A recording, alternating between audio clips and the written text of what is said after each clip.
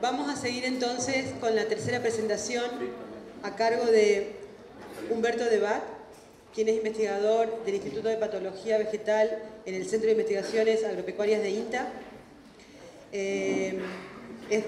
Fue estudiante en la Universidad Nacional de Córdoba y él estudia la interfaz de virus y cultivos desde una perspectiva de la biología de sistemas y le interesan el desarrollo de nuevos enfoques para reducir las pérdidas asociadas a enfermedades de las plantas y comprender la virósfera global en expansión.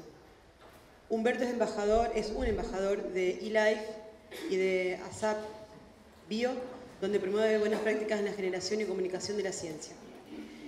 Y es el único afiliado latinoamericano del servidor de preprints de ciencias de la vida bio... no sé cómo se llama. BioArchive. Bueno, muchas gracias por la invitación. Eso es un honor estar en este panel. Viendo un poco los antecedentes que presentaba Carla, ustedes verán que yo soy un virólogo que hace un par de años tiene un poco de interés en este tipo de cosas, así que ya que estamos en confianza, les digo que pueden prescindir de las opiniones que tengo en estos aspectos y si tienen dudas, tienen para preguntarle a las personas que me acompañan. Yo voy a hablar sobre preprints y como es una palabra que casi no tiene vocales, lo voy a decir en cordobés, que para mí son las preprints. Así que bueno, lo voy a estar hablando sobre las preprints en toda la presentación y con un foco en ciencias de la vida.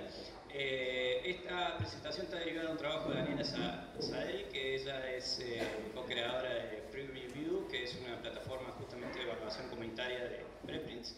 Y por eso tiene licencia CC BY y es de acceso libre y con un vínculo que está ahí se puede acceder y modificar. Bueno, ¿qué son? Otra cosita, antes de empezar, quería decir que se ha empezado, el doctor Luchillo ha dado una visión macro sobre principalmente la industria comercial y el doctor Nardi ha hablado sobre iniciativas no comerciales regionales latinoamericanas, específicamente la ONC, que son dos grandes temas y esto que les voy a dar es tan sectorial y tan restringido a un área disciplinar de la ciencia de la vida, así que voy a tratar de pasarlo medio rápido porque afecta solo a una pequeña porción, a ver si después damos tiempo a las grandes discusiones que estaban empezando a surgir y que quizás sean más interesantes que estas cosas. Bueno, ¿qué son las preprints? Las preprints son trabajos de investigación completos que son compartidos en línea antes de la finalización de la revisión por pares de una revista académica, que estaban contando antes. Teniendo en cuenta de que el taller está destinado también al público en general, voy a hacer un poquito de contar un poco cómo es la cocina sobre la generación del conocimiento y su publicación en revistas académicas en el circuito tradicional, por lo menos desde una perspectiva de la ciencia de la vida. Quizá en otras áreas del conocimiento sea un poco distinta, pero básicamente nosotros generamos los datos, hacemos los análisis requeridos y generamos un manuscrito donde analizamos esos datos desde una perspectiva sobre los resultados. Y esos manuscritos, una vez que nosotros pensamos que están en condiciones, los enviamos para su publicación a una revista que sea de especialidad o genérica, utilizando distintos criterios para seleccionar la revista. Algunas veces son muy malos criterios, otras veces son discutibles. Fuera de eso, cuando nosotros enviamos este manuscrito a la revista recibe un handling editor, el handling editor mira y si dice no, esto no me gusta, la rechaza inmediatamente. Si dice, bueno, el no me gusta es decir, esto para mí no tiene novedad, no está con el scope de la revista o no cumple ciertos requisitos básicos, lo rechaza inmediatamente. Si cumple algunos de esos enunciados, entonces decide enviarlo para ser evaluado por pares, que son lo que la revista y su comité editorial considera expertos o por lo menos referentes en el tema o por lo que consiga en ese momento. Y entonces se envían nuestros manuscritos en general 2, 3, 4 personas. Esas 4 personas se toman en general de 2 semanas en adelante, un mes, a veces mucho más, a veces menos, y generan una respuesta a las conclusiones que nosotros damos en ese trabajo. Y esa respuesta viene en distintas formas, que nos plantean que no, esto está rechazado en nuestra revista, eso lo compila el editor Handling Editor, ¿no? Compila las respuestas de estas 3, 4 personas y genera una respuesta que dice no, lo vamos a rechazar, ¿no? Porque no cumple todas estas dice, quizás nos puede interesar si hacen todas estas revisiones mayores o la verdad que con revisiones menores esto podría ser aceptado en la revista o aceptado de forma directa, que bueno, eso es lo más raro. Entonces aquí se sucede un segundo proceso a donde nosotros con esta revisión de pares vemos la forma de generar los nuevos datos y resultados que nos permitan tratar de confirmar lo que decíamos nuestro manuscrito preliminar y que los pares no estaban tan convencidos, quizás no sé, por la cantidad de elementos que utilizamos para el análisis estadístico, el número de muestras, por el tratamiento estadístico, bueno, por muchas razones. Entonces hacemos eso, que a veces puede ser un periodo bastante largo, entre 3 4 meses, a veces son experimentos muy largos, bueno, que tenemos que comprar los reactivos, con todo lo que eso implica, y eventualmente generamos una respuesta, una revisión de ese manuscrito, la enviamos, y entonces los mismos pares vuelven a analizar esta nueva versión y toman otra decisión, que puede ser sí bárbaro, puede ser sí pero, que significa un ciclo más de revisión, puede ser no, la verdad que no me convenciste de vuelta, y entonces se rechaza. Y ahí inmediatamente nosotros, ¿qué hacemos? Bueno, nos la vemos llorar esa noche y después vemos qué alternativas tenemos, como por ejemplo enviarlo a otra revista. ¿Cómo elegimos la revista? Bueno, eso es una cocina y muy dependiente de la disciplina, pero básicamente tenemos quizás por un componente psicológico, de decir, la mandé a esta que tiene un prestigio muy conocido y me pegaron tanto que la voy a bajar un poco menor. Pero en realidad asociamos a la revista a las 3 personas que evalúan nuestra revista y al editor. No es ente abstracto que es la revista, sino a esos que nos tocan. Que a veces no te tocan eso, te tocan otros, bueno, etc. Hay todo un montón de pequeños detalles que hay que tratar de transmitirles de todo eso que pasa. Entonces hagamos de cuenta que entramos en esta segunda revista, nos fue bien en la primera evaluación, y de todos modos nos dijeron que hagamos revisiones menores y cambios varios. Lo hicimos, enviamos y finalmente el artículo es aceptado, y luego en una ventana de tiempo que a veces son unos 2 días, a veces son 2 meses, sale publicado el trabajo. Es decir, que en ese periodo que se inició hace más de 1 año y medio, cuando yo ya me olvidé de ese trabajo y yo no lo quiero ver nunca más, recién ahora es de acceso abierto, ese es otro tema muy importante. Está disponible en la revista para el que quiera leerlo. Y entonces pasó, tras bambalinas, 1 año en este trabajo, o más quizás, o nunca llegó a la luz. Entonces, ¿qué son las preprints? Las preprints es cuando nosotros llegamos a ese nivel de confianza sobre nuestros resultados, generamos un manuscrito y la imagen y todo el texto, lo vamos a mandar a la revista, pero antes de mandar a esa revista, a esa revista, lo vamos a hacer de acceso público, para que cualquier persona del planeta, colega o lo que sea, lo pueda leer y sacar sus conclusiones y eventualmente avanzar en base a esos resultados o al revés, o demostrar que estaban mal, o hacernos con... Bueno, eso vendría a ser las preprints, una disponibilidad, una forma de diseminar nuestros conocimientos durante el proceso de evaluación de pares. Bueno, eso genera un montón de cosas, pero vamos a tratar de tratarlas rápido. Esto no es algo nuevo. El primer servidor de preprints nació en 1991, que para matemática, física y otras especialidades, y ya cuenta con más de 1.500.000 artículos y publica 140.000 preprints al año. Por ejemplo, a la derecha pueden ver cuando fue el descubrimiento de la confirmación de la observación del bosón de Higgs. Eso fue inicialmente posteado como preprint en Archive, y está ampliamente diseminado el uso de esta práctica en esa disciplina. Y en los últimos años, quizás en consonancia con los avances de movimientos de acceso abierto, han surgido numerosos servidores de preprints, algunos de especialidad, algunos de países que abarcan distintas áreas del conocimiento. Dentro de ellos yo les voy a hablar y quizás ese crecimiento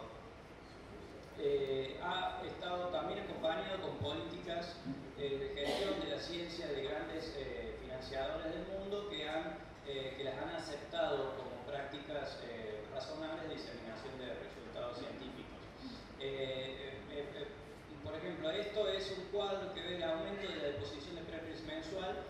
ciencias de la vida.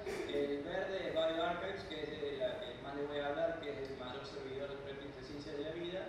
Y bueno, y acá pueden ver algunas, por ejemplo, la preprint policy del NIH, que bueno, nombró tangencialmente Luchilo con respecto a la disposición pública del conocimiento, o la iniciativa de Chan Zuckerberg de promover el uso de preprints, o que hayan sido incluidas en el libro PCM, o que Howard Hughes las promueva entre sus personas financiadas por ellos. ¿Cómo es el paisaje de las preprints de ciencia de la vida de bioRxiv hoy? Se postean aproximadamente 2.500 por mes, ha crecido un 1000% en los últimos 4 años, hay aproximadamente en este momento 53.000, casi 54.000, y eso involucra a 247.000 autores de todo el mundo, de más de 140 países.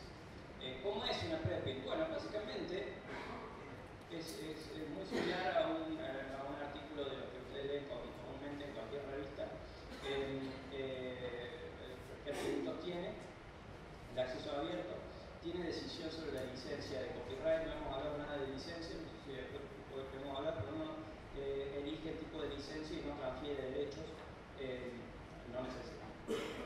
Elige de tipo Creative Commons, puede elegir CC BY, CC BY NC, CC BY NCND, de acuerdo a la decisión institucional, sea financiado, etc. Tiene integrado otros tipos de medidas bibliométricas o sintométricas. Justamente estábamos hablando de citas como casi la única manera de legitimación de las grandes editoriales comerciales. Aquí involucra algunas otras métricas integradas por Altmetrics, que tienen que ver con descargas, con utilización en otros sitios, con difusión en blog, con que sea levantado por Wikipedia, con la cantidad de descargas, con la cantidad de accesos. Y bueno, quizás complementan un poco algunas otras medidas. Nos muestra un mapa de usaje de la preprint y bueno, información del autor, y es integrada e indexada por Google Scholar, PubMed, bueno, con ORCID, que son identificadores de investigadores. Y bueno, tiene una particularidad muy interesante, que es la del versionado. No sé si a dónde lo iba a decir, pero quizás es una de las que más me gusta. Yo les suelo decir a las preprints, que quizás lo robé de algún lado, es que son manuscritos vivientes.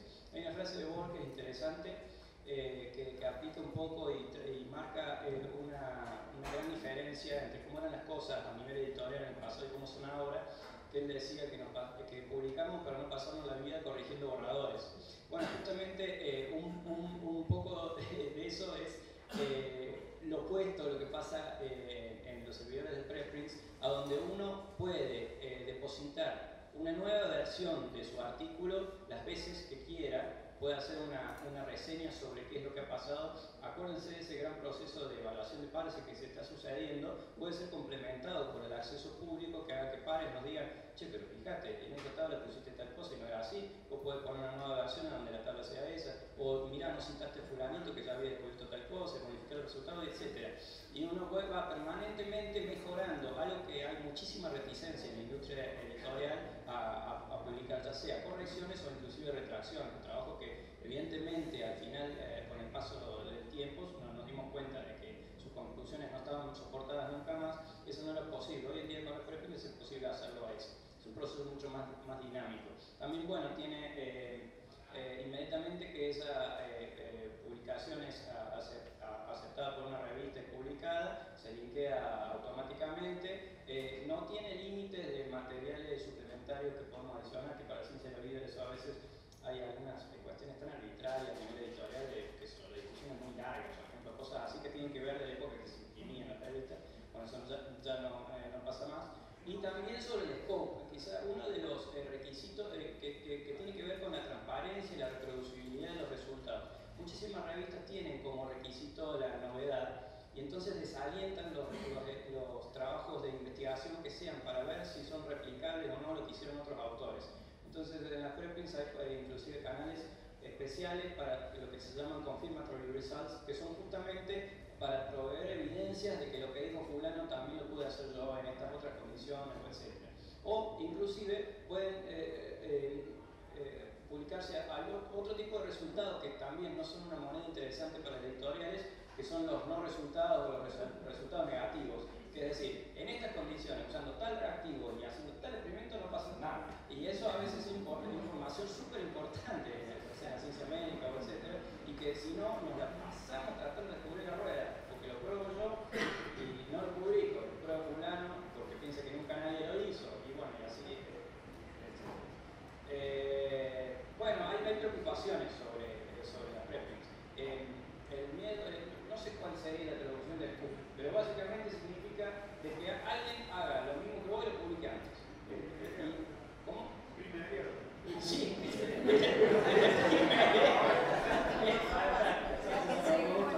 Bueno, que te primeren, sí. Y bueno, y eso es algo que ya se solucionó en la disciplina que más experiencia tiene en esto, que es en física. Ahí lo dice Paul Ginsburg, que es artífice de acá, que como las preprints tienen un DOI, que es un identificador digital permanente, una fecha cierta de posición, porque está escrito, está puesto en tal día y tal fecha. Entonces, en cualquier argumentación que haya sobre probability claims, conflictos de prioridad, si es que fueran importantes en algún área en particular, eso están definidos por la fecha de posición del trabajo. Bueno, ahí dado un caso particular en el cual a mí me pasó algo parecido del otro lado de la oficina. Estaban enviando un trabajo a una revista para publicar y yo decía que esta es la primera vez que tal cosa. Y el revisor me dijo, no es la primera vez. Fíjate que fulano ya lo dijo y depositó una preprint hace un mes. Entonces vos tenés que actualizar tu manuscrito y respetando el estado actual del conocimiento, que es lo que dijo fulano. Y la verdad es que es cierto, él lo había dicho y yo no lo había leído. Bueno, y así a veces pasa de la otra forma. Me pasa también lo otro. Una persona publicó un trabajo en el cual le decía, mientras yo estaba haciendo tal cosa, Humberto publicó esto. Así que tuve que modificar todo mi trabajo y voy a tratar de hablar de esta parte porque eso ya lo dijo Humberto. O sea que pasa de ambos lados del mostrador. ¿Cuál es el efecto neto de este tipo de prácticas? Un avance más rápido del conocimiento. O por lo menos esa es la percepción personal que tengo sobre eso. Otra es que este tipo de prácticas están en contra de los sistemas editoriales. Y bueno, y no es así. Hoy en día prácticamente todas las que nombró Cuchillo, que acabaron casi el 50% de la producción mundial, y casi todas las otras, también lo aceptan. El único requisito actual es que cuando uno hace la sumisión, diga en la cover letter que no se puede una preprint ahí, si no, el editor dice, pero esto no es lo mismo que esto sí, es lo mismo. Y bueno, y otros, medio por la primaria, también viene un poco por ahí, de que los riesgos de la difusión de resultados preliminares o tempranos. Y eso es básicamente lo que hacemos en los congresos. Simplemente esta es una forma digital de hacerlo. Y también esa otra práctica. Yo me lo paso en Twitter viendo cómo me cuentan las cosas que están pasando en congresos, lo que no puedo ir porque no tengo plata. Y entonces las preprints, que hoy en día son algo que miden la producción en tiempos en vivo y en directo, son una muy buena alternativa para saber cuál es el estado del arte, independientemente si tienen plata de ir al congreso en tal lugar donde están contando lo último. Yo sé que esto es muy disciplinario y que quizás en otra disciplina no interesa tanto, pero acá 2 o 3 meses que no leíste qué están haciendo lo último, llegas tarde y no agarra lo tuyo, o inclusive gastas un montón de plata en hacer algo que ya se hizo. Eso es quizás un gran problema. Como beneficio, lo de acceso abierto es gratuito, la deposición de preprints es gratuita y tiene un costo muy bajo porque desacopla todo el gasto editorial fuerte que tiene que ver con la evaluación de pares, que la hacemos gratuitamente nosotros, pero bueno, con toda esa parte editorial de la difusión. Es decir, que se consigue la difusión con una ingesta de material que es prácticamente automática y un streaming muy básico que se hace para ver que no sé, propaganda, una cosa así, y a las 24 horas está afuera. Lo del permiso de evaluación comunitaria, que es algo interesante de que esto genera el caldo, el ámbito para un montón de prácticas que mejoren la evaluación tradicional de pares que pasaron tras bambalinas. Hay sitios colaborativos, públicos, a donde se publican evaluaciones sobre estos trabajos, a donde puede haber, los autores pueden discutir en un foro sobre qué mejoras. Bueno, es una forma mucho más dinámica y participativa de la mejora de esos manuscritos preliminares. Y bueno, sí, acelera la difusión del conocimiento. Bueno, muchísimas instituciones valoran y promueven el uso de las preprints. Hasta donde yo sé, en el sector de ciencia y técnica argentina no hay una política definida sobre promoción de estas prácticas. Quizás es una discusión que puede quedar. De hecho, no me acuerdo con quién estaba hablando en Siqueva, de que no se pueden meterse en ese como artículos sin referato, que son eso, sino que uno tiene que ir como otra ventanita de otro tipo, bueno, etc. Y esas cosas parece que queda como que, no sé, que tienen menos importancia. Bueno, también eso es discutir. Hace poco publicamos un trabajo, por supuesto que primero lo pusimos como preprint, pero después lo publicamos en una revista, que era sobre el valor de las preprints y con una perspectiva de los investigadores jóvenes. Justamente que muchas veces los investigadores jóvenes tienen una timeline mucho más acotada sobre productividad y demostración de resultados de su productividad. Y bueno, damos muchos ejemplos o argumentamos por qué eso beneficia a las personas que tienen no lo tengan todos los otros sectores, pero sí pueden ser perjudicados en los momentos de evaluación que hacen que promuevan entre la carrera y ese tipo de cosas. Bueno, uno de esos riesgos que había sobre las preprints es qué pasa cuando los agarran los sectores de comunicación a estos manuscritos preliminares y hacen una difusión masiva en medios no académicos sobre los resultados. Un periodista de Nature publicó una nota sobre precautiva de que pueden generar confusión y distorsión la discusión de resultados prematuros. Sin embargo, nosotros y muchos otros investigadores escribimos a Nature y argumentamos de que si son bien llevadas las buenas prácticas de comunicación que tienen que ver con la consulta a pares no involucrados en el trabajo y la verificación de fuentes, las preprints no generan mayores riesgos de la comunicación científica que los artículos ya argumentados publicados en revistas. Y de hecho en nuestra correspondencia que publicamos en Nature citamos como fuente un manuscrito que nosotros habíamos depositado como preprint en el cual ampliábamos estos argumentos. Es decir que revistas de todo el planeta citan y usan como referencia a las preprints que son citadas. Bueno, para terminar, o quizás para inaugurar, después se habló pero muy poquito sobre el plan S, que es algo muy interesante. Dentro del contexto de las preprints, dos de los co-creadores de bioRxiv, en conjunto con Michael Eisen, que es uno de los creadores de PLOS y ahora editor en jefe de ILAE, propusieron una alternativa, en realidad no es una alternativa, pero otro plan que se llama Plan Moodle Universal, y en el cual independientemente de la discusión fuerte que tiene que ver sobre la asignación de recursos económicos para financiar la industria editorial comercial o las iniciativas no comerciales y regionales de acceso abierto o repositorios, quizás una salida del camino inmediata que tiene que ver con el acceso. Después tenemos que ver toda la evaluación de pares, etc. Puede ser un mandato, no de publicación de acceso abierto como el de Planes en revistas, sino un mandato de que los funders le obliguen a sus financiados a que depositen sus preprints en el momento de que las envíen a las revistas. De esa forma, esto va a sonar, las preprints no permiten que depositemos los trabajos ya aceptados por las revistas. Pero sin embargo, si cada vez que en esos ciclos de revisión que uno va haciendo, antes de submitir la respuesta de revisión, submite la revisión en bioRxiv, indefectiblemente la versión aprobada por la revista va a estar disponible como preprint. Es decir, que se va a poder diseminar sin el logo de la revista, etc., la investigación final que fue aceptada por la evaluación de pares de forma de acceso libre y sin ningún tipo de costo asociado. Y quizá lo interesante de esa alternativa es que involucra un costo cero y no una. O sea, creo que es algo que se puede hacer hoy y después seguir hablando sobre una discusión muy fuerte.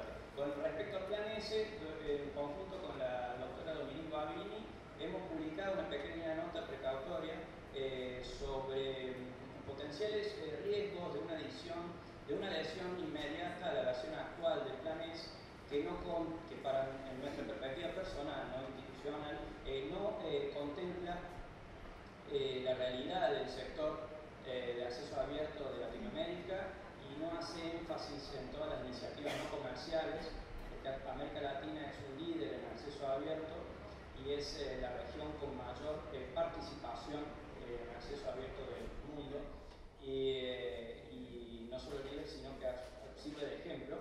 Y entonces creemos que todavía hay mucho tiempo para discusión, para tratar de seguir avanzando y mejorando esa propuesta, porque quizás sería inclusive mejor esperar que el primer informe del año 2024 de los resultados de la implementación del Plan S nos informe y con números verificables cuál va a ser el impacto de este tipo de iniciativas en los países menos privilegiados a nivel económico.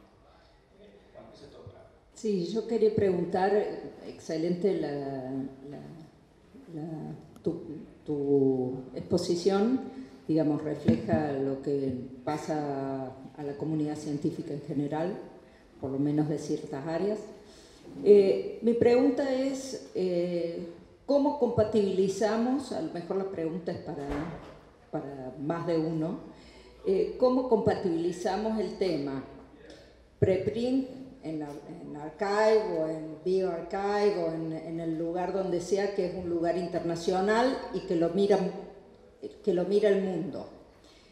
¿Cómo compatibilizamos eso con los preprint en nuestra universidad digamos, en los repositorios de las universidades, los repositorios nacionales, cómo hay ese lazo, cómo funciona y cómo compatibilizar luego, digamos, el tema es largo, la evaluación en relación a eso? Digamos, si las revistas, las publicaciones de pares, digamos, la revisión de pares, entiendo que es lo que acredita que alguien lo haya mirado, si eso es suplantable o no, y si las revistas son suplantables o no en el sentido actual. Yo voy a hacer una pequeña respuesta, ensayar una pequeña, seguro que los que están acá van a contestar mucho mejor que yo. La primera es muy específica, con respecto a lo que yo decía, en la deposición de preprints no se ceden derechos, es decir, que inmediatamente ese manuscrito puede ser incorporado a los repositorios locales, regionales, etc., sin ningún problema, se pueden replicar. Muchos dicen que es mejor no hacer este tipo de mirror porque después esos componentes de Altmetrics, que de cientométricos, no van a reflejar porque es accedido por distintos lugares, pero bueno, eso son cosas menos. Lo que digo es que no lo restringe. Después, evaluación de pares. Bueno, sí, yo quizás pequé el error de no decirlo al inicio de la presentación. Es que yo no quiero hacer una estricta evaluación de pares, que es el sistema por excelencia que funciona para refrendar nuestras investigaciones científicas. Simplemente creo que hay nuevas alternativas para hacer que este proceso sea más dinámico y realista en tiempos del siglo XXI. Uno de los conceptos esenciales que quizá no deje claro es la posibilidad comunitaria de que pasar de que lo revisen a nuestros trabajos 2 personas a que lo revisen todo lo que lo puedan leer y puedan hacer comentarios. Uno inmediatamente que deposita el preprint recibe, ya sea, muchas veces quizás por un poco de miedo no lo hacen público, pero recibe inmediatamente correo electrónico de colegas que le hacen sugerencias, etc. Es que como que mejora muchísimo algo que estaba pasando en el proceso online. Y después, la tercera pregunta, que quizás es la más larga de todas, pero sí tiene que ver con un poco con tratar de entender nuevas iniciativas que modifiquen los sistemas de evaluación con métricas que no hayan sido, no sé cómo decirlo esto, por ejemplo, hoy en CONICET se usa mucho el factor de impacto y los cuartiles decimados donde se rankean las revistas. Se sabe que, bueno, ambas son iniciativas comerciales, quiero decir. Se sabe que ambas tienen muchísimos defectos y que son corruptibles. Quizás en la primera instancia es acordar en lo que anda mal y la segunda instancia sea generar nuevos y hacer, como Luca y Alejandra que nombraron, la declaración de Dora es una muy buena iniciativa que promueve nuevas prácticas de evaluación del conocimiento pero quizás una cosa muy importante es que los criterios sean visibles y definidos a tiempo, para que después los investigadores no se encuentren con nuevas vías de evaluación de sus investigaciones, siendo que ya estaban transitando un cierto camino que valoraba más cierto tipo de prácticas que otro. Creo que hay un trabajo muy fuerte sobre la validación y confirmación de indicadores no basados en citas, que viene por delante, que se está avanzando mucho, y me parece que eso es momento de discutirlo fuerte. Un pequeño comentario respecto de lo que hacemos con los preprints, que son los preprints ya finales. SIGEVA pretende que uno, en lugar de subir el paper final, subas ese preprint que ya pasó por peer review y todo lo demás, porque justamente ese preprint puede ir directamente al repositorio y no tiene el tiempo de embargo. Pero en ese preprint, que no es exactamente lo que dice Humberto, sino que es aquel que pasó por todo, o sea, vos lo podés haber depositado o no, pero estamos hablando de la última versión del paper, la versión aceptada, exactamente, y de hecho SIGEVA está pretendiendo que uno cargue eso y no la versión final, con la idea de evitar el tiempo de embargo de las editoriales. Sí, yo voy a agregar a eso que en este momento la universidad está utilizando memoria SIGEVA para unificar datos o registros, para migrarlos al repositorio. De ahí todas las bibliotecas de la universidad, que son nodos OCA, trabajamos en forma conjunta, acá hay varios responsables de nodos OCA, van a tener que tener muchísimo cuidado en la parte de curatoría de datos, ¿sí? Sobre todo en el tema del embargo. Allí es tema de bibliotecólogos, es saber que existen herramientas como Sherpa Romeo. Si no lo encuentro en Sherpa Romeo, que es una base de datos que me permite conocer las políticas editoriales de las revistas más importantes. Si no, hay que buscar, entrar en la revista y fijarse cuáles son las características de esas políticas, y podré subir un preprint, un postprint o una versión del editor, que algunos me permiten. Una revista que no lo permite, no lo va a permitir nunca, es el Journal of Organic Chemistry, por ejemplo. Ella no te deja, no, pero sí te deja un preprint. A veces a los preprints le ponen embargo. La labor bibliotecológica de la Universidad Nacional de Córdoba, conformada por las 23 bibliotecas, 50 bibliotecarios trabajando en total, van a intentar localizar esos preprints o postprints, lo que se pueda subir, porque si no se transforma un repositorio en un catálogo. Catálogo, digamos, de referencias. La idea no es tener un catálogo, sino tener acceso, que se tenga acceso a los textos completos, que se puedan tener. Aunque estoy mucho más confiada en que ResearchGate, digamos que los repositorios son estáticos, que tendríamos que ir mirando, son estáticos, estáticos. En cambio, ResearchGate te permite comunicar, claro, ResearchGate es comercial, sería comercial que busca en base a la difusión de conocimiento. Pero uno puede participar gratis en ResearchGate.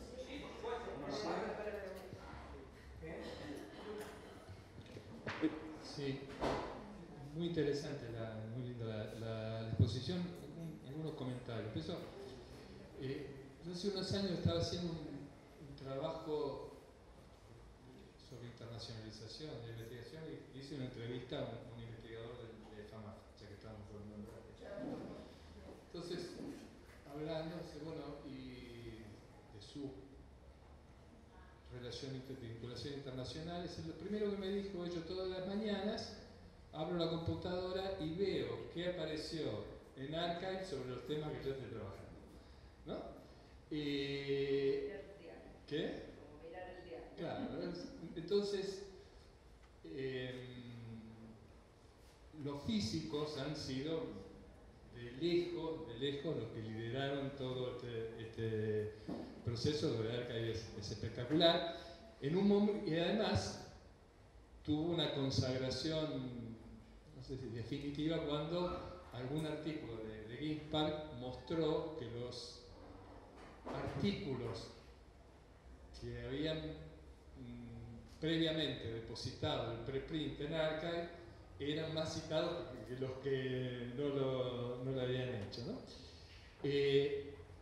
Lo de bioRxiv me parece estratégico porque las ciencias de la vida son el principal núcleo de publicación comercial del mundo. Por lo tanto, uno puede decir, en física hay una relación muy alta entre cantidad de preprints y cantidad de artículos publicados. En ciencia de la vida, a pesar del crecimiento, la relación entre cantidad de preprints y cantidad de publicados es baja, no sé, por el 2%, ¿no? Entonces, me parece que esa es una cosa que hay que mirar con mucha atención y me parece muy pertinente la idea de tener alguna política de promoción de los preprints. Lo que requiere previamente es que haya algunos sitios legitimados, quiero decir que. Y acá tenemos el tema de los repositorios versus los diferentes tipos de repositorios. Y acá hay una cuestión, cuando nosotros estamos en una institución, nos gusta que las publicaciones de la gente que trabaja en nuestra institución estén en el repositorio de nuestra institución. Sin embargo, para las comunidades de investigación, la referencia principal no necesariamente es la propia institución, sino la propia disciplina. Entonces, el repositorio de preprint disciplinario tiene una fortaleza que por ahí el repositorio institucional nunca alcanza. Uno puede volver, digamos, en general, ¿qué es lo que se llama? Deposita un investigador, deposita activo en estas cosas, deposita en la propia institución, en ResearchGate, en la academia, en el sitio de preprint y vale todo. Pero me da la impresión de que en términos del interés para las comunidades de investigación, los sitios de preprints son particularmente potentes. Hay otro que también hay que mirar con interés, que es GitHub, que creo que lo compró Microsoft ahora. Es de Microsoft, que es otro gran repositorio más heterogéneo, probablemente, pero que hay que mirar. Y después, las dos redes sociales académicas también son dos, Academia y ResearchGate, son dos que hay que seguir con atención. Si bien son dos empresas privadas, tienen modelos de financiamiento diferentes. ResearchGate hasta ahora vive de donaciones. Básicamente la paga Bill Gates y algún otro más, le dan algunas decenas o cientos de millones de dólares y con eso sostienen y no se sabe a dónde va. Y la academia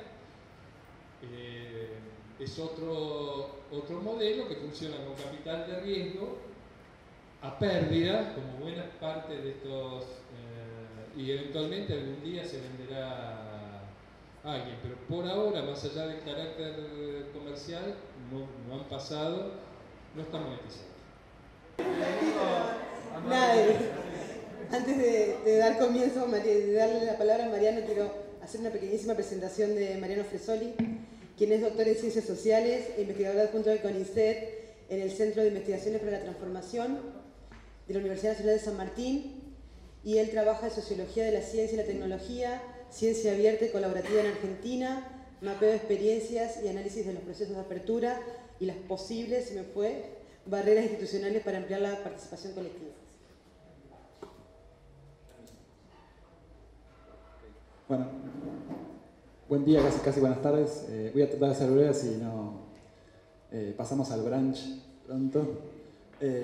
Y bueno, quería extender agradecimiento, por supuesto, por la invitación y sobre todo a Gilda y a Claudia, que ayer nos llevaron a comer un cabrito, así que estamos más que contentos la gente de Capital. Pero bueno, me parece que la idea de... Ahí está. Voy a tratar de hacer una presentación más descontracturada. La idea es tratar de pensar qué es una publicación científica, ¿sí?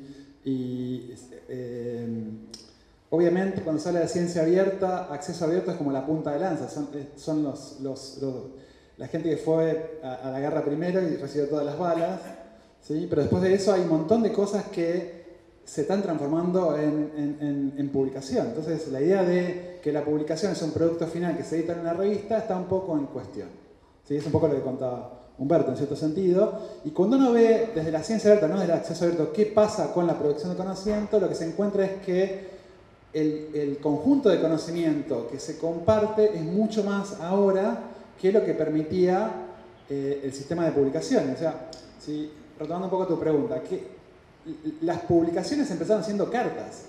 ¿Sí? Eran cartas que se enviaban a Newton, con Odell, Boone, con Hooke, con otra gente, y después empezaron a publicar, ¿sí? Pero eran cartas.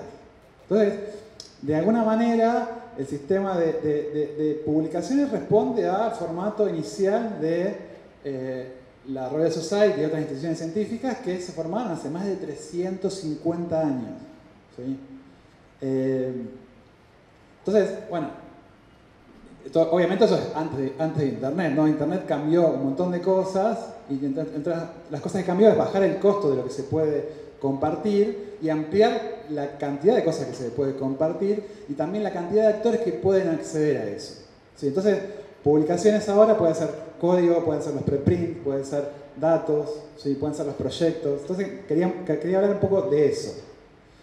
Bueno, ya hablaron un montón de preprints, de repositorios. Está el tema de datos, que es lo que se viene ahora. Sí, entiendo que CONICET está tomando el modelo del Center for Open Science para pensar la carga de datos, que es lo que está establecido en la ley. Y al mismo tiempo lo que mencionaba Lucas, que es Sci-Hub. ¿Sí? Sci-Hub no solo tiene más de 56 millones de publicaciones, sino que tiene 400.000 visitas diarias. ¿Sí? Entonces, ahí lo que sucede es que algo que nunca en la historia de la humanidad pasó es que cualquier persona puede encontrar el título de una publicación científica y no necesita ni siquiera ir a la biblioteca. ¿Sí? Puede copiar la URL o el DOI de esa publicación y bajársela. O sea, ni siquiera tenés que ser un estudiante, un académico, un investigador, un técnico para bajarte esa publicación. Eso está produciendo un efecto de democratización muy interesante. Y bueno, tenemos que empezar a hacernos cargo de qué significa eso, que la gente acceda a una publicación científica sin que haya intermediario. ¿Sí? Eso tiene sus beneficios, también tiene sus riesgos que hay que empezar a pensar. Entonces, algunas cosas que empiezan a hacer publicación. Por ejemplo, las evaluaciones abiertas. ¿Sí? Hay, dentro de las revistas de acceso abierto, en América Latina hay alrededor de 1000 revistas de acceso abierto. Solamente hay 4 revistas con evaluación abierta en América del Sur, al menos. Una de ellas es Papers in Physics, que es de La Plata. Y es interesante porque tiene el sistema de revisión doble. Uno puede elegir la revisión tradicional o la revisión abierta. ¿Y qué significa la evaluación abierta? Es que se publican los comentarios de los revisores al paper. ¿Sí? Y eso básicamente tiene dos efectos. Una, que ese comentario se puede citar, ¿sí? O sea, que se convierte en parte en una publicación. ¿Sí? Y por otro lado tiene un efecto sobre cómo se evalúa un artículo. Si vos tenés que firmar tu evaluación, te vas a tener otro tono en cómo haces esa evaluación. ¿Sí? Se evita un montón de cosas desagradables que se puede llegar a decir a alguien cuando no conoce a otro en el proceso de evaluación. Eso pasa a ser un poco más, como dicen los ingleses, más polite, más amable. Pero sobre todo implica sumar un montón de conocimientos sobre qué es lo que es importante en una publicación o en esa disciplina, en el estado actual de la ciencia en esa disciplina. Empiezan a aparecer un montón de conocimientos muy interesantes que para alguien que quiere mandar un artículo en una revista es súper útil. ¿Sí? Ahora, ¿cuál es el costo de transformar las revistas en evaluación abierta? No es mucho. ¿Sí? Hay un software ahí disponible que se podría hacer. Sí, básicamente lo que es cargar más a los evaluadores, sí, pero digo, hay mucho potencial ahí para transformar nuestras revistas en evaluación abierta y eso implicaría también modernizar mucho el acervo que tenemos de revistas. Esto seguramente algunos lo conocen, es la primera imagen de un agujero negro. ¿Sí? Esto fue publicado en abril. ¿Sí? Una de las que hizo el código, el software para hacer análisis de imágenes, Kathy Bowman, que es de Harvard, ¿sí? Obviamente es un hito mundial, porque es la primera vez que se puede observar esto. Y lo interesante es que Kathy Bowman y otra gente publicó el software para analizar esa imagen en SciHub. En GitHub, perdón. Entonces, ese código está disponible. O sea, si ustedes tienen algún conocimiento sobre el lenguaje que están usando o quieren espiar a ver qué tipo de análisis están haciendo, eso se puede revisar. Como está sucediendo con un montón de disciplinas que están usando métodos digitales, sobre todo que hacen Big Data o que hacen Machine Learning o que trabajan con grandes volúmenes de datos, están usando en su mayoría Python o R, que son software de análisis estadístico libre, y están compartiendo el código, los scripts que están usando. ¿Sí? Y en algunos casos están compartiendo la bitácora de análisis. ¿Qué significa eso? Que pueden ir siguiendo paso a paso cómo se fue realizando ese análisis.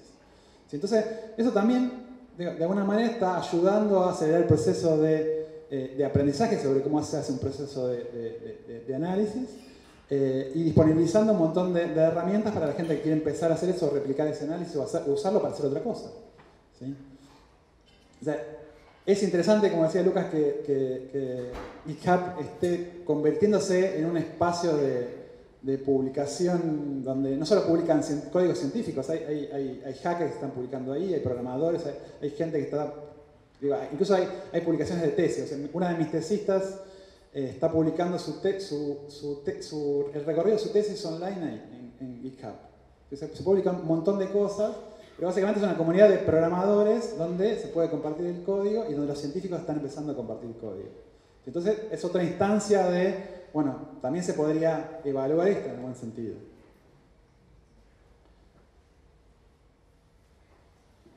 Esta es una historia en la Facultad de Bioquímica de la Universidad de Rosario. ¿Sí? Me la contó Carlos Serra, que era decano de la facultad hasta el año pasado. Al decano le llegó una persona que tenía un club de cultivo de cannabis y hacía aceite medicinal de cannabis, que fue con este paper a verlo a la facultad. O sea, una persona que no era científica, que hacía aceite medicinal de cannabis, fue con ese paper a verlo al decano y dice: mira, yo vi este paper, lo leí y sé que con esta máquina se puede hacer un análisis del contenido canábico del aceite que yo produzco. ¿Vos tenés esa máquina? Sí, la tenemos. ¿Y se puede hacer análisis? Sí. Pero lo interesante es ese efecto, ¿no? Una persona que no es un técnico, ¿sí? Que tiene cierta experticia, pero que no es un científico, que se puede... ¿Se acuerdan las 400.000 visitas de SciHub que mencionábamos antes? Bueno, ese es el efecto que está sucediendo. Que va con una publicación científica, mira, yo sé que se puede hacer esto. ¿Vos tenés la máquina? ¿Sí? Y a mí lo que a mí me gusta interpretar es que si uno va con cierto conocimiento y con la demostración que se puede hacer a un funcionario público, a un científico que es parte de una universidad pública, dice: ¿vos tenés esto? Sí, entonces ¿por qué no lo compartís conmigo? ¿Sí? Y este tipo de reclamos, de alguna manera tenemos que estar atentos a eso, porque es gente que está interesada en hacer algo con los recursos públicos que las universidades y los institutos de investigación disponemos. ¿Sí? Y este también es otro punto de intersección, de intermediación entre el acceso abierto, la ciencia abierta y el público. ¿Sí? En la década del 70-80 existía en todo el mundo, pero básicamente en universidades europeas del norte, algo que se llamaba talleres de ciencia, que básicamente se dedicaban a atender las demandas del público y ayudarlos a organizar una investigación o a revisar datos. Todavía existen algunos, pero a partir de la década del 90 empezaron a desaparecer la mayoría. Y eso me parece que es una instancia interesante para, así como, digo, podemos empezar a tener una oficina de acceso abierto, que es un logro en el país, porque no hay mucho de eso, creo que es la única. También podríamos extender eso a que no solo haya oficinas de vinculación tecnológica, sino oficinas donde una o dos personas ayuden a la gente que viene con conocimiento, con una duda científica, a empezar a ayudarlos a pensar científicamente. ¿Sí? Eso es todo un desafío. Si tenemos en cuenta que la gente ya puede acceder al conocimiento científico, a los papers, sin pasar por la universidad, bueno, la universidad también tiene que empezar a entender que ese tipo de demandas va a empezar a surgir. Se me agotó la batería. Realmente.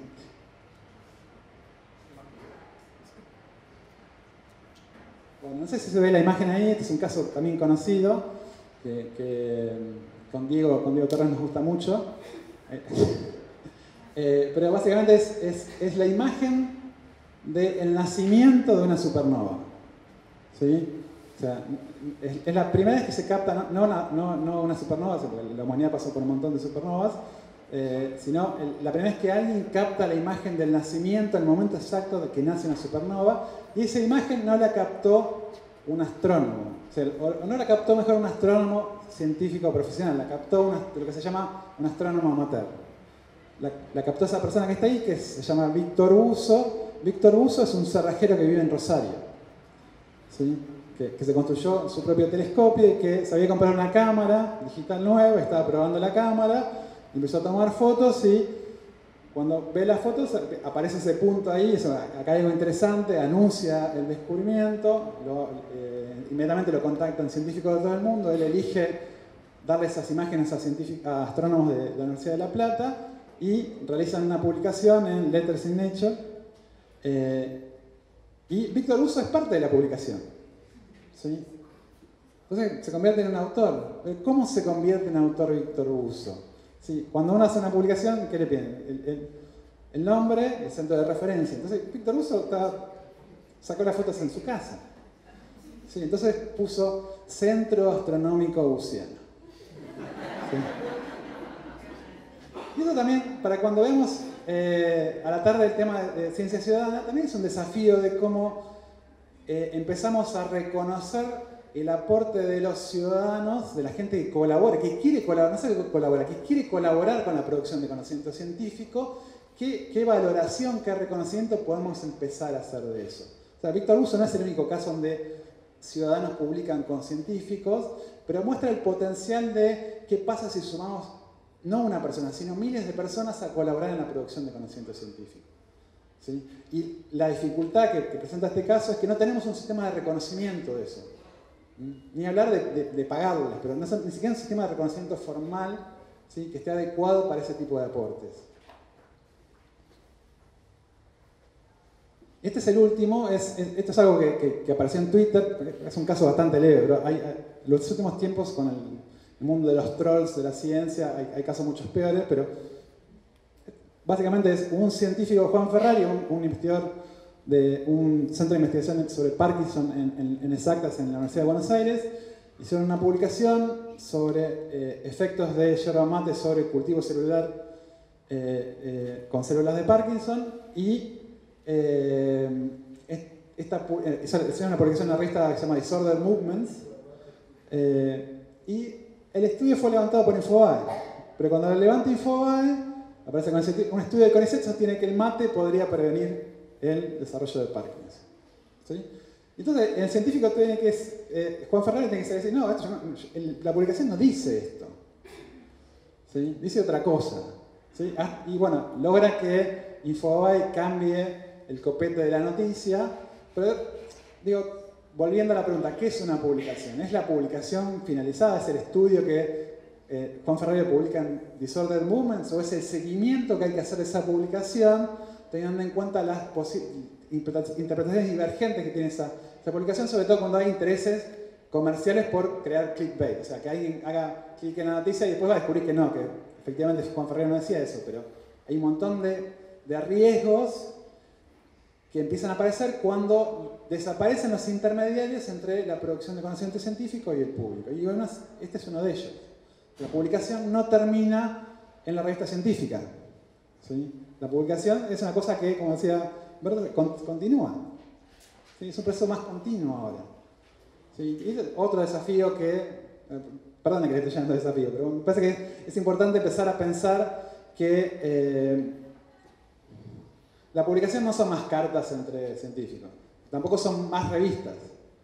¿Sí? Entonces la forma de evaluar eso, de alguna manera, tiene que adecuarse a esa nueva realidad.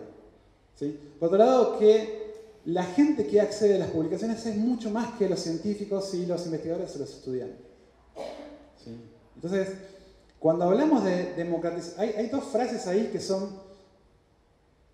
se usan siempre como muletilla sobre los beneficios de la ciencia abierta. Una es democratización del conocimiento, otra es inteligencia colectiva. ¿Sí? cuando hablamos de democratización del conocimiento tenemos que empezar a pensar qué significa una democracia de la ciencia. ¿Sí? No solo el acceso, sino la participación, y participación qué, cómo. ¿Sí? ¿Qué tipo de reconocimiento va a tener esa participación? ¿Qué tipo de posibilidades? Y la idea de inteligencia colectiva, que es súper interesante, que viene desde los comienzos de Internet, es una idea que está muy poco explorada, pero también desafía la idea de autor, la desafía la idea de científico, desafía la idea de qué significa pensar entre cientos de miles de personas o juntar datos entre cientos de miles de personas. Ahora cuando Diego hable a la tarde va a presentar algunos casos de ciencia ciudadana y uno de los casos que más colaboradores tiene en ciencia ciudadana tiene más de 300.000 colaboradores. Entonces esa es la escala a la que se puede llegar abriendo la ciencia. Y eso es uno parece que es un primer comienzo de inteligencia colectiva, pero son cosas que recién empiezan. ¿Sí? Son cosas que recién empiezan y nos crean un montón de preguntas, pero al mismo tiempo, me estoy adelantando a lo que voy a hablar mañana, pero no está, justo en este momento donde están pasando esas cosas, no tenemos las herramientas para pensar estrategias a futuro. ¿Sí? Estamos muy sobre la evaluación a corto plazo, en la década de 60-70 había un montón de iniciativas o think tanks que estaban pensando en 20, 30, 50 años, y en este momento justo nos falta eso. Así que hay que empezar a tratar de imaginar realmente qué significa miles de personas colaborando en la producción de conocimiento científico, accediendo a las publicaciones, haciendo ciencia con nosotros. Entonces me parece que es un desafío pensar ese futuro de la ciencia abierta. Gracias. Reforzando lo que decía Lucas Irusta, creo que el tema de los repositorios tiene que ser admirado y cuidado. De hecho, como Europa y la coalición del Plan S solicitó críticas, consideraciones más que críticas, recomendaciones, me gustaría rescatar que tanto en MIT, ¿sí?, y la Universidad de Harvard le han dicho a la coalición de Plan S que se han olvidado de los repositorios y que tienen que considerarlos en su implementación. Quiero comentar un poco tratando de retomar desde el ángulo de las revistas lo de la dificultad para pensar escenarios futuros, ¿no? Y básicamente esa dificultad yo creo que está asociada a la velocidad y complejidad de los cambios. Uno puede decir, un modo de pensar, yo especulo sobre las revistas, es mirar qué fue lo que pasó, cosa que tampoco nadie previó, en la industria musical, ¿no?, que tiene algunos rasgos comunes, otros rasgos diferentes, pero tenemos algunas analogías importantes, la transición al vinilo, del vinilo al cassette, que se podía reproducir, del cassette al CD, la piratería con Napster, la aparición de YouTube como un ámbito donde cualquiera podía compartir llegamos a Spotify y volvemos al vinilo, que es la vieja revista como un producto vintage, digo. Entonces creo que hay toda una serie de cambios muy poco previsibles y muy poco controlables que hacen que todos tratamos de diseñar política, tomamos decisiones, las decisiones son de corto plazo y que hasta diría que es bueno que sean de corto plazo porque en mediano y largo plazo la incertidumbre aconseja no atarse demasiado las manos, pero sí prestar atención a la imagen que vos presentaste de Mario Arte. Si esa tendencia de crecimiento se mantiene o se acelera, el escenario es muy distinto que si en algún momento se estanca rápido. Y las revistas, mejor dicho, el negocio editorial, tal como está configurado, le va a pasar lo mismo, o algo similar, o vaya a saber qué, como le pasó a las discográficas. ¿no? Entonces creo que las analogías tienen, el razonamiento por analogía histórica tiene su límite, pero bueno, es algo de lo que agarrarse para tratar de balizar un poquito algunas trayectorias posibles, ¿no?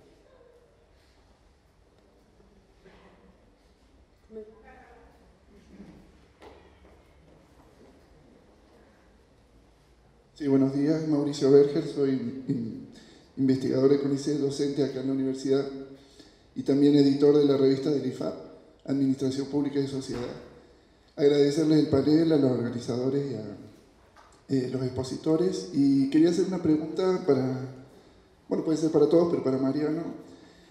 Soy de las ciencias sociales y, bueno, delante del panorama que se ha presentado y se ha discutido esta mañana, quería preguntar qué perspectivas o iniciativas más específicas para nuestra área, bueno, también venís de las ciencias sociales, delante de un área, bueno, que un panorama aparentemente, bueno, como se dijo aquí, ¿no? Dominado, liderado por la física, por las llamadas ciencias de la vida.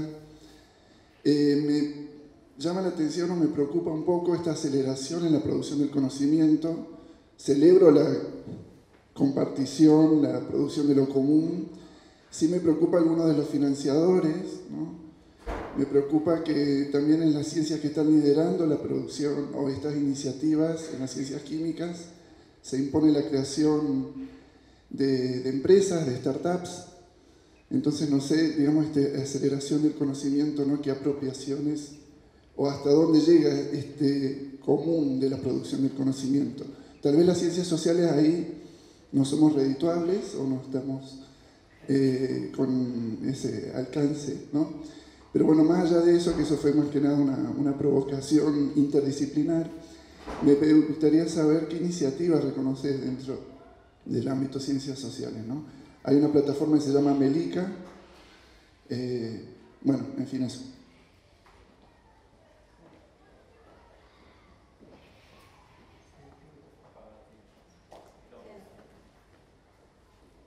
Sí, gracias por el comentario. Sí, efectivamente hay poco en ciencias sociales.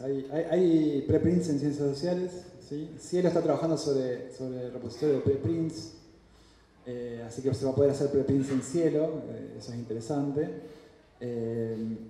Nosotros venimos haciendo este tipo de actividades de talleres y conversatorios sobre ciencia abierta hace un año, y es una deuda que tenemos con Guillermina y Diego, pensar algo específico para científicos sociales.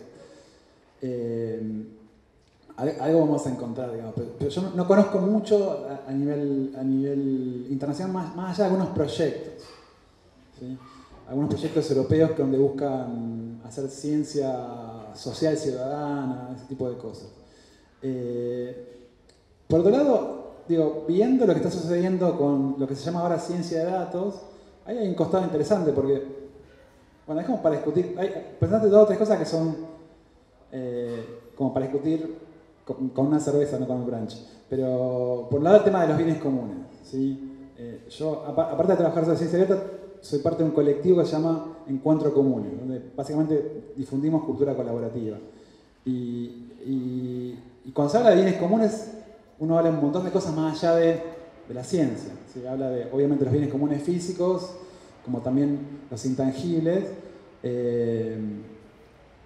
Y eso es un terreno más de movilización política que de políticas institucionales. ¿Sí? Eso, así como lo veo yo. Es un terreno para hacer más una discusión, un debate desde actores sociales, actores de la sociedad civil, que de actores institucionales. ¿Por qué? Porque hay un montón de reticencias, salvo que un montón de reticencias históricas y relacionadas con las élites, básicamente, a discutir la producción de bienes comunes. Sí. Y ahí, mañana por ahí, ahora te dejo. Mañana por ahí, cuando hablemos un poco de los desafíos, podemos ver un poco con el caso de lo que pasó con Bielef, semillas abiertas. Pero me parece que es un tema que cambió mucho en los últimos tiempos. ¿Sí? Una cosa era el discurso sobre economía colaborativa o incluso sobre ciencia abierta hace 3 o 4 años, y en los últimos años eso empezó a cambiar. No hay para mí, desde mi punto de vista, no hay un discurso tan positivo o tan optimista sobre lo que va a suceder. ¿Por qué? Porque cada vez queda más en evidencia que hay intereses muy fuertes en evitar que el potencial de los bienes comunes y del acceso democrático a la información efectivamente se materialice.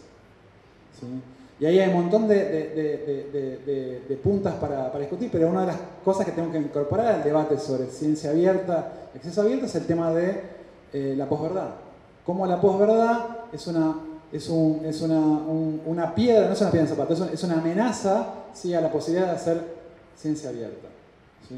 Y si uno ve la historia de la posverdad, ¿sí?, hay un libro muy interesante de Oreskes ahí, ¿sí?, una científica australiana, donde ella rastrea que los mismos grupos y los mismos científicos que construían conocimiento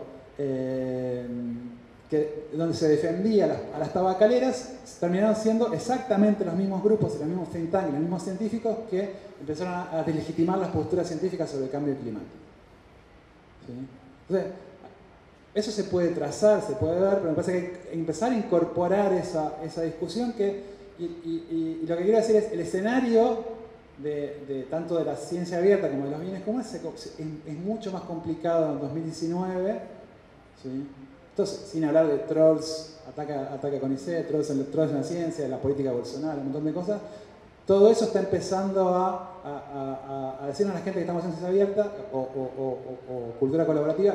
Bueno, el escenario político cambió y hay que empezar a tener en cuenta eso. Hay enemigos o hay gente que no quiere que esto suceda como se empezó a imaginar a fines de la década del 90 o con software libre o con Wikipedia y con otras redes. ¿Sí? Y bueno, no tengo mucha respuesta para eso, pero sí que el escenario cambió. Yo quería hacer un pequeño comentario, quizá no está bien que lo diga el virólogo, que no tiene nada que ver, pero sí te quiero decir que no solo que hay iniciativas del sector de las ciencias sociales, sino que cuando yo hablaba de liderazgo en ciencia abierta, de iniciativas no comerciales en Latinoamérica, estaba pensando justamente en ese sector que han sido los precursores, que hace más de 20 años que vienen generando plataformas y contenidos y distribuyéndolos, y son la referencia y ejemplo internacional. Como casos puntuales está Redalic, que es la red latinoamericana y del Caribe, que asocia aproximadamente 1.260 revistas, todas de acceso abiertas y sin pago, y que luego son integradas también por la red La Referencia, que involucra a toda Latinoamérica y que en la cual hay más de 1.500.000 documentos, que son artículos principalmente de las ciencias sociales, y que tienen inclusive, porque quizás uno puede pensar en el impacto, una descarga mensual de aproximadamente 4 millones de descargas mensual, es decir que es algo muy importante. Y hay una tesis interesante de Juan Alperín, que es el latinoamericano que hizo en Stanford, que habla un poco sobre la apropiación de ese contenido, y quizás una de los outcomes más interesantes de ese estudio fue que esos 4 millones de descargas que estamos hablando, más del 40% eran del sector no académico, que habla de que tanto estudiantes como ciudadanos accedían a este material de forma libre gracias a este tipo de plataformas, y que ese es un impacto que muchas veces no es medido en el sistema clásico tradicional. Pero bueno, seguro que hay gente que sabe mucho más de esto que yo acá pero sí, que las hay.